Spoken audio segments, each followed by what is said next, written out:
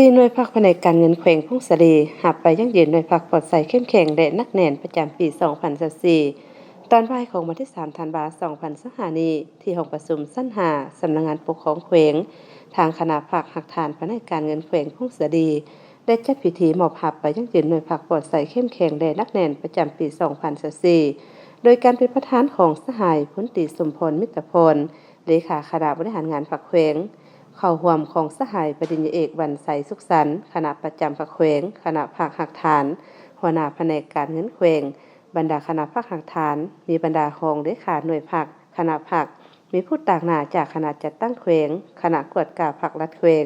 คณะโฆษณาอุปมแขวงและแผนกการออมข้างแขวงตลอดฮอดสมาชิกภาคภายในหักฐานหน่วยภาคเข้าร่วม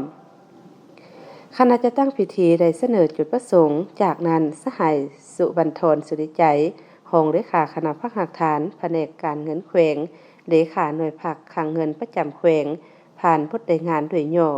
ระยะ1 ปีผ่านมาคณะภาคหักฐานแผนกการเงินเป็นคณะภาคหนึ่งที่อยู่ใต้การชี้นำพาของคณะบริหารงานภาคแขวงประกอบมี4หน่วยภาคที่ขึ้นกับคณะภาคหักฐานและสายตั้งขึ้นกับกระทรวงการเงินเฮ็ดหน้าที่พลบทบาทเป็นเสนาธิการให้แก่องค์การปกครองท้องถิ่นและกระทรวงการเงินทางด้านวิชาการในการคุ้มครองบริหารรัฐคณะภาคหักฐานแผนกการเงินแขวงเป็นกลางในการปรับปรุงก่อสร้างพรรคและยกสูงบทบาทการนำพาในการจัดตั้งพรรคและสมาชิกพรรคในโครงเขตการเงินและ3สายตั้งเป็นใจกลางในการประสานสมทบ3สายตั้งในการสร้างแผนและจัดตั้งปฏิบัติแผนงบประมาณแห่งรัฐประจำปีระยะกลางและระยะยาวพร้อมทั้งเป็นเสนาธิการในการติดตามกวดกาสุกโยการจัดตั้งและการเคลื่อนไหวเวียกงานของพนักงานภาษีช่วยสหกรณ์และคลังเงินประจำแขวงแต่ด้านวิชาเฉพาะของ3สายตั้งแม่นขึ้นกับสายตั้งกระทรวงการเงินซึ่งปัจจุบันสมาชิกพรรคทั้งหมดมี70สหายหญิง30สหาย